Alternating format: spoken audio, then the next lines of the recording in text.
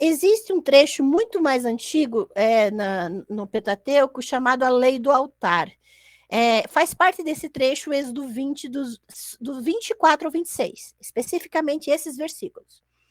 Esse texto, se você conferir lá, ele proíbe a fabricação de altares de pedras lavradas, ou grandes altares e altos pontos em que exijam degraus, num contexto de diversidade de locais e formas de culto. Então, é um contexto em que você pode construir altares em vários lugares, você pode construir e fabricar locais de culto em vários lugares, mas eles não podem ser muito altos, nem pedras trabalhadas demais, nem que tenham degraus.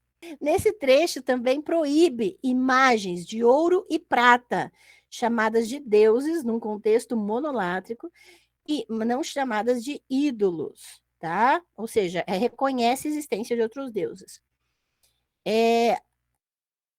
Quando os tradutores chamam de ídolos, eles estão chamando a partir de um contexto, de um olhar monoteísta. Essa é a diferença. Quais foram as consequências dessa centralização religiosa e política? Porque os dois andam juntos. A coleta de tributos, dízimos, ofertas e primícias, e a formação do exército para guerras territoriais. É importante a gente mostrar que houve uma centralização política e religiosa, porque os templos na antiguidade eram os bancos também. Então, não tinha um outro lugar chamado banco, como nós temos hoje. Não, os templos eram os lugares onde eles entregavam seus tributos, seus impostos. Então, todas essas leis de dízimos, ofertas e primícias fazem parte também dos tributos. Tá? Não era uma questão somente religiosa, de forma alguma. Surge, então, o termo os pobres da terra, né? Os trechos que falam os pobres da terra, por quê? Porque começa a haver desigualdade econômica, surgem órfãos e viúvas, migrantes explorados, que necessitam de uma legislação de amparo e se tornam os protagonistas, principalmente das mensagens dos profetas, que não eram financiados pela monarquia. Porque na Bíblia existem vários tipos de profetas.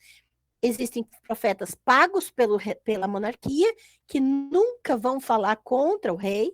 Existem profetas que não eram pagos pela monarquia, e que aí sim apontavam o dedo para a monarquia e condenavam os seus excessos. Mais consequências. Esses profetas que não eram financiados pelos reis também denunciavam a acumulação de riqueza e poder pela monarquia e elite sacerdotal, o que se reflete, por exemplo, na proibição de fazer deuses de prata e ouro, mas poderia ser feito de outros materiais. E também na lei de não fazer altares com pedras lavradas, né? Ou que necessite de degraus, porque é o uso contra o uso da religião para exploração dos camponeses com materiais caros de exportação e mão de obra especializada. Então, tudo tinha que ser mais simples, para não haver exploração.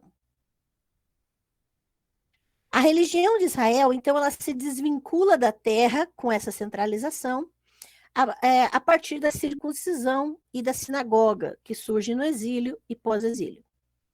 Os escribas antigos, então, eles amam censurar nomes de outras divindades no texto hebraico. Tá?